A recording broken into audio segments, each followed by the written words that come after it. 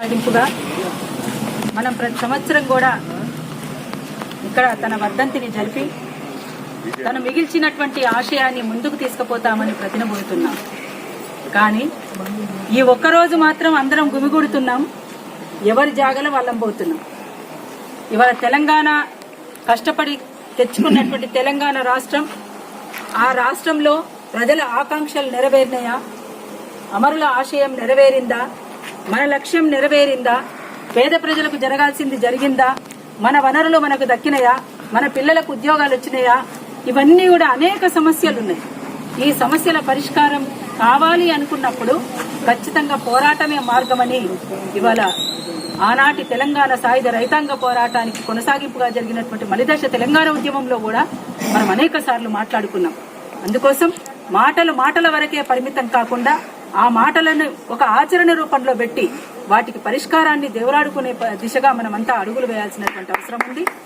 అట్లనే ఇవాళ ఇక్కడ దొడ్డి కొమరయ్య స్తూపం దగ్గర మనం ఇక్కడ మాట్లాడుకున్న మాటలే కాకుండా మన పక్కనే comrade Peddi Yadagiri alias Raju, comrade Riyaz, comrade Gautam, comrade Vijay, ఈ నలుగురు జూలై 1వ తేదీన బదనకల్లో ఓటక బెదిరి కాల్పుల్లో అమరులయ్యింది.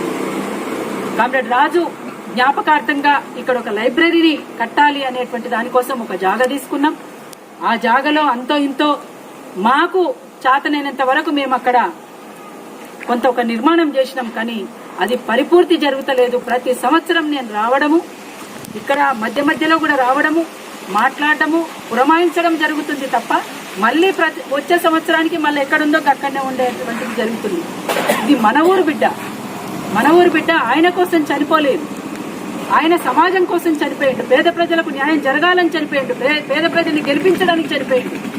అట్లాంటి వ్యక్తి కోసం గడప గడప కూడా మనం కదిలి ఆ నిర్మాణం పూర్తి చేసుకోవాల్సినటువంటి బాధ్యత ఉండే. అది ఎక్కడో ఆయన పుట్టలేదు, ఎక్కడో తిరగలేదు, ఇక్కడ నెరయాడినటువంటి బిడ్డ ఆయన. ఇక్కడే పుట్టిండు, ఈ గ్రామంలో పెద్దగా అయిండు. కానీ ఇంతవరకే కాదు, ఇంకా బయట ప్రపంచం కూడా చాలా ఉంది అని చెప్పేసి వెళ్లిపోయిండు.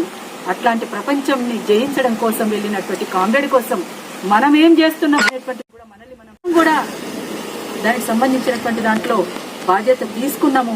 ఆ మేరకు చేయగలిగినాం. మా శక్తి అంతవరకే ఉంది. కాబట్టి మిగతాది పూర్తి చేయడానికి అందరం ప్రతి ఒక్కరం కూడా గడపకు 10 రూపాయలు ఇచ్చినా గానీ ఆ నిర్మాణం పూర్తి అవుతుందని నేను తెలియజేస్తా ఉన్నా.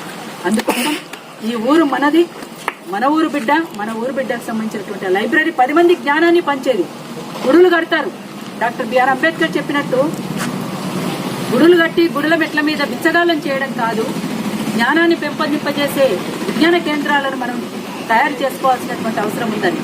అందుకని సరే, ఎవరి విశ్వాసాలు వాళ్ళ గురించి నేను మాట్లాడదలుచుకోలేదు. కానీ గుడుల మీద పెట్టేటువంటి ధ్యాస బడుల మీద పెడితే, ఇట్లాంటి విజ్ఞాన కేంద్రాల మీద పెడితే 10 మందికి జ్ఞానం పెంపొందింపజేసేటువంటి అవకాశం ఉంటుంది. వాళ్ళ కాళ్ళ మీద వాళ్ళు నిలబడేటువంటి అవకాశం ఉంటుంది. ఆ జ్ఞానం 10 అవుతుంది, 10 మందిని తయారు చేస్తుంది. అట్లా 100 మంది, 1000 మంది, లక్షల మంది తయారవుతారు.